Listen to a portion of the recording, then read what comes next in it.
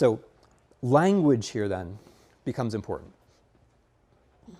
In the West European version, or the Western version, there's Greek, right?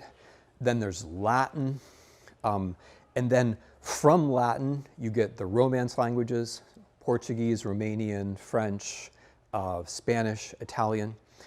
So the Romance languages, they're called, Rome. And then you have the Germanic languages. So the Germanic peoples were some of the ones who overwhelmed Rome, replaced Rome actually kind of slowly. So Danish and Dutch and Swedish, German, right? So in Western Europe, Western Europe is dominated. Oh, English is a Germanic language. Forgot. So Western Europe is dominated by these Germanic and these Romance languages. In Eastern Europe, we have a different trajectory, which is Greek, more Greek, a language called Old Church Slavonic, which we'll explain more about at the end of this lecture and next week, and then Slavic languages. Now, Slavic languages, which we're going to move into, they are par excellence something which comes before Europe. It has always been and is still, frankly, a little mysterious why so many people speak Slavic languages, right? The Slavic languages are actually the dominant language group of Europe if you count the people, right? If you count the people, or especially if you count the territory where more people speak it than any other, right? Slavic languages cover a lot more territory than Germanic ones do or than Romance ones do. And the Slavic languages that were spoken 1,000 years ago are clearly related to the Slavic languages that are spoken now. Okay. Okay, what am I doing with my hand? Punching, okay. So if you had a drink, I'm not saying that you did, but if you had a drink on Saturday night and it was in a big bowl, it had some alcohol in it, some other stuff, what is that called? Punch. Okay, why, has it ever occurred to you, like, why is this and why is that the same word? That's never occurred to you? Okay, but you know the answer. No, I don't. Okay. If you drink a lot of the punch, maybe you're more likely. All right. That is what is known as a folk etymology. And the thing is, like, now that's going to be on the internet, and next week it's going to be true. Yeah. It's going to cover you're going to have taken over the cognitive space of that explanation. So the reason why, okay, is that a punch is a drink that has 5 ingredients, and a punch like this, count them, 5 fingers. Okay. Anyone know how to say 5 in Russian? Yes. How do you say 5 in Polish? 5 in Ukrainian? Yes. Okay. That's why. All right. It's a rare example of a base Slavic word coming into our language, right? So the reason why punch, we have that word, is from Slavic languages 5, the word for 5. That's where it comes from. And so interestingly, so that raises the question, like, are you speaking the language or is it speaking you? Because you didn't have to know why it's a punch. Like, you would have gone through if you hadn't taken this class, amazingly, you would have gone through your whole lives without knowing, right, why it's a punch and why I'm throwing a punch or why I'm drinking punch. So are you speaking the language or does the language speak you, right? Language is interesting because, I mean, how many of us actually invent a word and have it stick? Relatively few. Even in the age of the internet, relatively few of us. The language is there for us. We speak it, or does it speak us? And it outlasts us. I mean, when we're gone, the language that we speak is still going to be there. So it's important to it's important, what I'm trying to say is to disaggregate the language from the people. So I'm going to be talking about the Slavs and the Slavic language, but it's important to remember that it's not that there's a language biologically connected to people. The language is there when people are born. And whether they end up speaking that language or other languages is going to depend upon what happens to them over the course of their lives, right? So just to take a very easy example, more people are speaking Ukrainian in public now than when I was there the last time a year ago, noticeably. That's because of something that's changed in the world, right? It's because something that's changed in the world. Language is not, so it's not the same thing, like when languages move, it's not necessarily because people have moved. It's not as simple as that. So the way that historians tell the story in terms of the movements of people is not the same way that the historical philologists tell the story with the movements of languages. And the historical philologists are probably, I think, are probably right. So language does change, but it changes more slowly than we do, right? So I mean, we can all read Shakespeare, right? If you're Polish, you can easily read the Polish of 400 years ago. And if you're Russian or Ukrainian or Belarusian or whatever, you can read text from several hundred years ago with just a little bit of effort. And although it's weird to think about vice versa, right? Like if you could time travel people from the 500 years ago to now, they would understand our conversations, at least with a little bit of work. So the language is there before you get there. An example that's relevant for our class is the Vikings. The Vikings are speaking, obviously, Proto-Swedish, Scandinavian languages, a Germanic language. They arrive in Kiev. Don't worry, there's a whole lecture about this. It's the next one. They arrive in Kiev, and the dominant language around them is a Slavic language. And what do? They learn it, right? They learn it, and they take it on. They change their own names so that their names sound Slavic, right? So what could sound more Slavic than Yaroslav, right? Yaroslav. But if I say Yaroslav, you might think for a second, say, oh, Yaroslav, that sounds like somebody in an Icelandic saga, and you would be right, and it's the same person. Or if I say Volodymyr, you'll think, well, that's the president of Ukraine, Volodymyr, that sounds very Slavic. But what if I say Valdemar, right? Then we're somewhere completely different. And the guy who is remembered by the Ukrainians as Volodymyr, or by the Russians as Vladimir, was actually called Valdemar, right? And certainly, like when he talked to his Scandinavian relatives, that's what he was called. So they learn the language, they adapt their own names to this language, and then this language also speaks us, right? Then this language speaks us. Like I was on American television last night with an American, asking me questions, and he's talking about Vladimir Putin and Volodymyr Zelensky, and I'm thinking, more than 1,000 years ago, a Scandinavian called Valdemar, got himself baptized, and now we are saying Volodymyr. Like it hasn't. My point is that it hasn't changed that much, and we can even kind of explain why it changed. Like the guy was called Valdemar. He took on the name in the language at that time was probably something like Voldemar, right?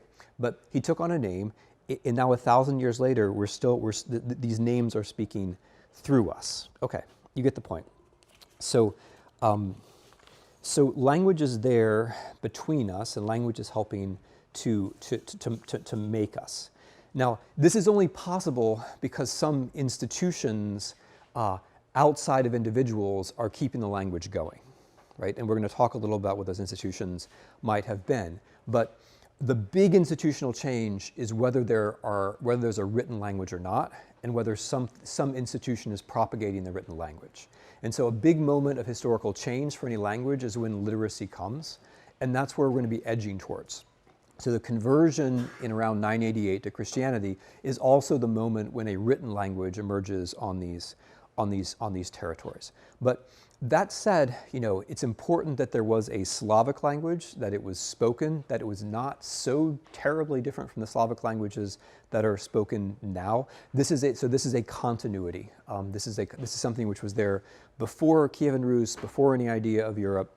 If there was a time traveler from 1,000 years ago and heard Ukrainian or Russian, for that matter, being spoken, they would understand that this language had something to do with their language. Now, by the way, I'm not trying to say that Slavic was the only kind of language being spoken then, right? Other languages are being spoken on the territory of Ukraine as well, like Greek, for example.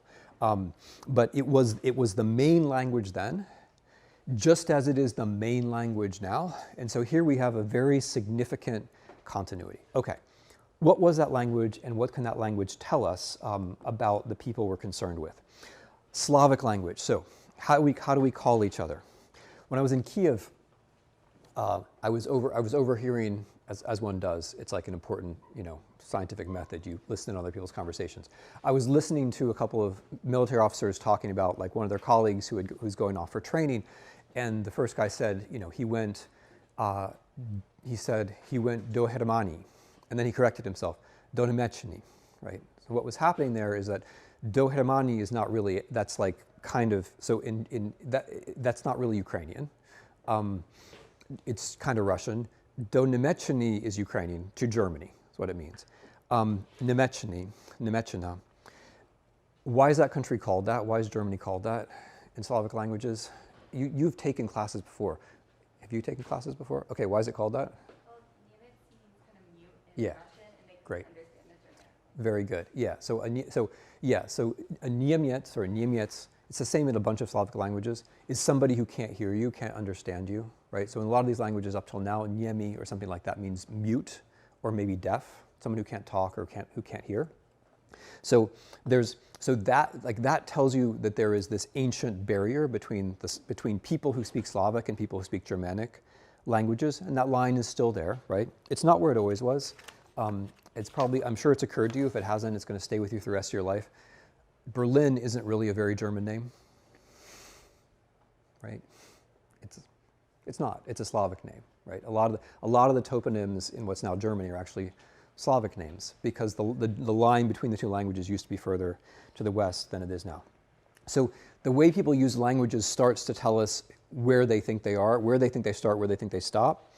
The word for Slav, which we're just going to use Ukrainian because this is a class on Ukraine, but if I say Slav in Ukrainian, it's Slovian, and the word for word is Slovo. Okay, so as best as we can make out, the Slavs thought of themselves as the people who could talk, right? The people of the word, as opposed to the Germans, who you can't figure out what they're saying, and they don't understand you.